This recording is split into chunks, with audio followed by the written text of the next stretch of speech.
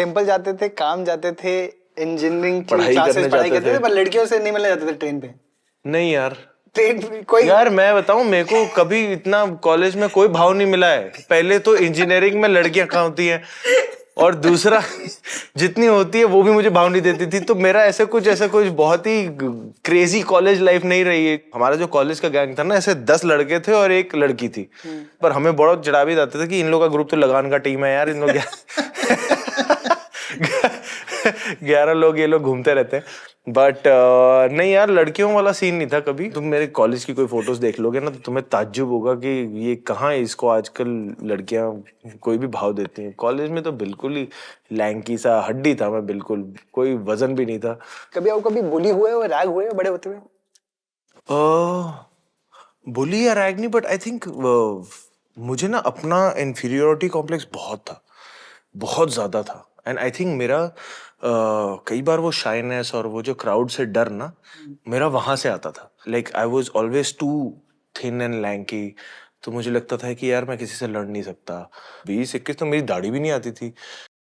वही एज थी जब मैं डिसाइड कर रहा था पर एक्चुअली मुझे करना एक्टिंग है, मुझे स्टेज पे जाना है, मुझे क्योंकि परफॉर्म करना मुझे बहुत पसंद है। बट आई डिडंट नो कि एक्टर बन पाऊंगा। हीरो तो मैंने सोचा भी नहीं था कि हीरो का रोल या कुछ भी, मेरे को तो एक्टिंग करनी थी सिर्फ। तो ये सब इन्फीरियोरिटी कॉम्प्लेक्सेस मेरे बहुत थे कि मतलब मैं खुद को इतना डैमेज कर रहा था, बाहर वाला क्या ही बुली करेगा। घर पे तो जितना मैंने पढ़ा भी आपके बारे में, जितना मैंने सुना भी है कि अच्छा लविंग एनवायरनमेंट हुआ करता था। तो ये फिर कॉम्प्लेक्सेस क्यों थे? There's so much about be a man ना, that be macho। माचो के सरफेस लेवल परिभाषा क्या है यार? अच्छी सेहतमंद हो, दाढ़ी वाड़ी हो, बाल अच्छे हो, ये माचो हो गया, है ना? तो वही तुम स्ट्रांग लगते हो। अगर तुम पतले दुबले हो और चिकना चेहरा हो और हड्डी जैसी ये हो, तो तुम कहाँ तुम मैचो वो होगा कि यार ये। सो वो बहुत बहुत ज्यादा होता था यार टीनेज में, तो बहुत ज्यादा होता था कि यार मुझे होता था कि मैं वजन बढ़ा लूं, यार मेरा वजन क्यों नहीं बढ़ता। So all of that used to play a lot in my mind. Was it friends around you जो बोलते थे ऐसा, या फिर Not at all. was it movies? No, it was just internal, and I don't know where it came from. Sometimes you don't need an external person to tell you something to make you feel fearful about something or make you feel like inferior about something. It's just your inner monologue. Correct. That sometimes you see कि यार वो बंदा बड़ा cool है यार, उस बंदे को बड़ी attention मिलती है।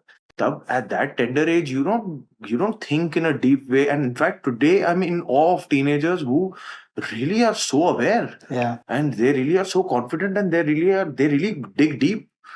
हम तो यार हमें पता ही नहीं, we were not conditioned to dig deep. Agreed, surface पे ही ध्यान जा रहा है, अंदर से उसका क्या ड्रामा चल रहा है लाइफ में हमें भी नहीं पता होता था। I'm sure उसके अपने कॉम्प्लेक्सिटीज थे। एक जगह जो मुझे लगता था कि नहीं यार I can be good is whatever, then I used to concentrate on sports. Cricket अच्छा खेलता हूँ, that's when कि अच्छा यार वो सब मेरे सेविंग रेसेस होते थे। वहां से सीड आना शुरू हो जाता था कि यार जब क्रिकेट में 2 टीम चूज कर रहे होते हैं ना, you want to be the first one to be chosen if you are not the captain. Shit यार, वहां से आपकी कॉन्फिडेंस शुरू हो जाती है कि यार that little thing boosts up your confidence as a teenager so much, and if you're chosen last, that one thing will crush it so much, because आपको पूरा दिन जाता है कि यार मैं तो लास्ट चूज हुआ था, तो आप हर चीज क्वेश्चन करने लग जाते हो, या आप फर्स्ट चूज हुए थे तो आपकी चाल बदल जाती है। सो ये छोटी छोटी चीजें होती थी कि मुझे लगता था कि यार इन मामलों में मैं लैग करता हूँ, बट जब 2 टीमें बटेंगी ना, they'll choose me first। बस वो बहुत सही है। This balance that used to constantly be going on as a teenager, which you don't talk to anybody about, because even if you talk to anybody about it, you'll be like weak, you'll be like इसको क्या हो गया है, कैसी बातें कर रहा है। नहीं विकी, बहुत अपने इम्पोर्टेंट बात बोली है यहाँ पर। I have always had growing up, wait was a issue for me.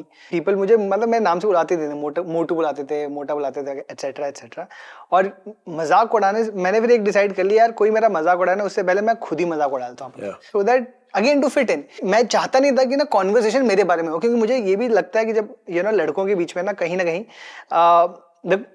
प्यार पता कैसे दिखाते हैं, मजाक उड़ा के एक दूसरे का। वही एक तरीका होता है कि ना, अरे मैं दोस्त कैसा है कि आज मजाक उड़ा लिया, इसकी खींच ली, इसकी ले ली, तब जाके ना वो इट्स अ थिंग। आपके पापा के साथ आपका रिलेशनशिप क्या था? While growing up, it was me and Sunny used to be very scared. हाँ, हम बड़ा डरते थे because it was always like that mom was the good cop, he was the bad cop.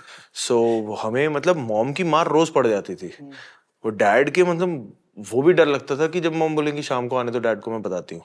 साल में एक बार पड़ेगी उनसे, पर वो फिर याद रहेगा पूरी लाइफ लॉन्ग. अभी he is really like you know he is cool and chill, but तभी was very very this thing कि हम बहुत बड़ा डरते थे खुलने से डैड के सामने. मॉम के सामने हमेशा खुल जाते थे. He is also been the atypical figure in the family who's tried to make us strong emotionally. Because he would openly tell us that, you know, I felt humiliated on set today and I came back and I cried to your mom. Wow. He would say that to us when we were children. And mom would tell us this. Wow. That, you know, एक बार ऐसे हुआ था, फलाना हुआ था और उनको किसी सीनियर ने बहुत डांट दिया था पूरे सेट के सामने when he was just a stuntman. And he came back home and he cried. So this was never hidden from us. And he has cried in front of us. Wow. But also at the same time, he has always made sure that, you know, you grow up to be strong individuals. You'll know how to fight with things that are not going to go in your favor all the time. Most times they are going to be against you. That's how life is. Both my mom and dad have never been कि यार बच्चा गिर गया तो ओले बुबू क्या हो गया, ये हो गया, वो हो गया. गिरा है, खुद उठेगा, खुद सीखेगा. Thanks for watching. If you enjoyed the video, don't forget to like, subscribe and share.